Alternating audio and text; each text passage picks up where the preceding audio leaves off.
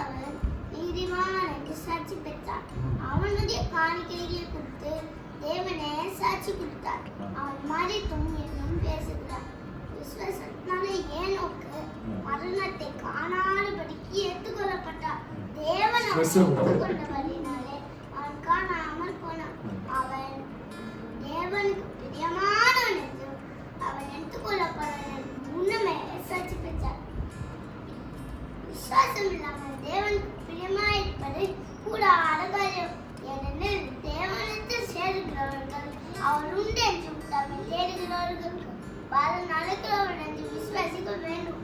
விசுவாசத்தாலே நோவா தற்காலத்தில் காணாதவைகளை கொடுத்து தேவ எச்சரிப்பை பெற்று பயபக்தி உள்ளவனாகி தன்னுடைய குடும்பத்தை ரட்சிப்பதற்கு ஒரு பேரை உண்டு பண்ணார். அதனாலே உலகம் வாக்கினுக்குள்ளானதை தீர்த்து விசுவாசத்தினால் உண்டாகும் நீதிக்கு சுதந்திரவாளியான. விசுவாசத்தினாலே ஆபிரகாம் தான் சுதந்திரமாக பெறப்போகிற இடத்திற்கு போகும்படி அழைக்கப்பட்ட போது தான் போகிற இடம் கீழ்ப்பணிந்து தான் போகிற இடம் தெரியாமல் போனான்.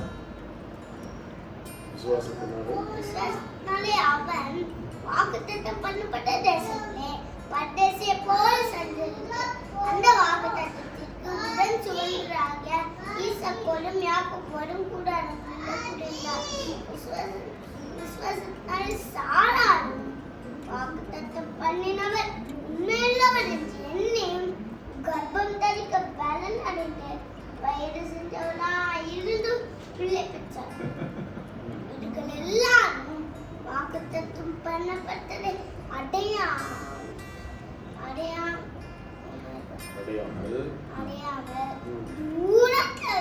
கண்டு நம்பி எனக்கு கொண்டு தம்மை பூமியின் மேல் அந்நியரும் பரதேசம் என்று அறிக்கையிட்டு விசுவாசத்தோடு மறித்தார்கள்.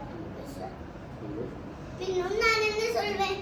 கிதியோன், பாராக், சிம்சோன், யெப்தா, தாவீது, சாமுவேல் என்பவர்களும் தீர்க்கதரிசியையும் குறித்து நான் விவரம் சொல்ல வேண்டுமானால் காலம் போறார். எல்லாரும் ராஜ்யங்களை ஜெயித்தார்கள், நீதியை நடப்பித்தார்கள், வாக்குத்தத்தங்களை பெற்றார்கள், சிங்கங்களை நாய்களை அடித்தார்கள், அக்கனின் நுக்கிரத்தை அவித்தார்கள், பட்டையை கருக்குக்கு தப்பினார்கள், பலவீனத்தில் பலன் கொண்டார்கள், யுத்தத்தில் வல்லவர்களானார்கள், அந்நியருடைய சேனைகளை முறியடித்தார்கள், ஸ்திரீகள் சாவுக்குட்டு தங்களுடையவர்களை உயிரோடு எழுந்திருக்க பெற்றார்கள். சிலர் மென்மையான உயிர்த்தெழுதல் அடையும்படிக்கு விடுதலை பெற சம்மதியாமல் வாழிப்பட்டார்கள்.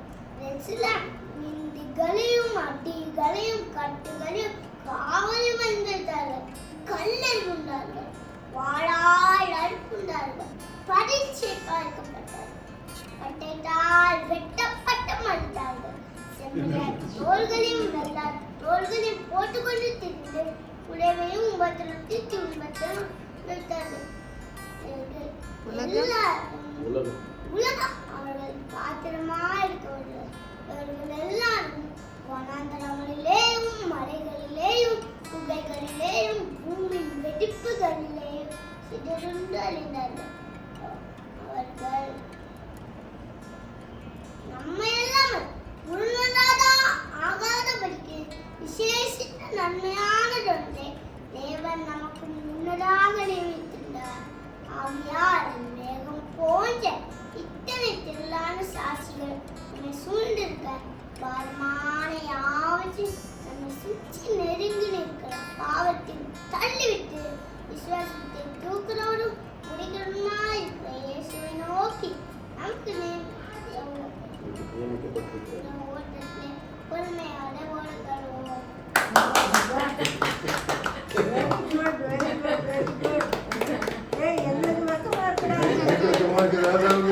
நான் எவ்வளவு படிச்சு கூட இப்படியே சொல்ல தெரியாது. அதுவும் என்ன ஸ்ட்ரெஸ் கொடுக்குறான் எக்ஸ்பிரஷனோட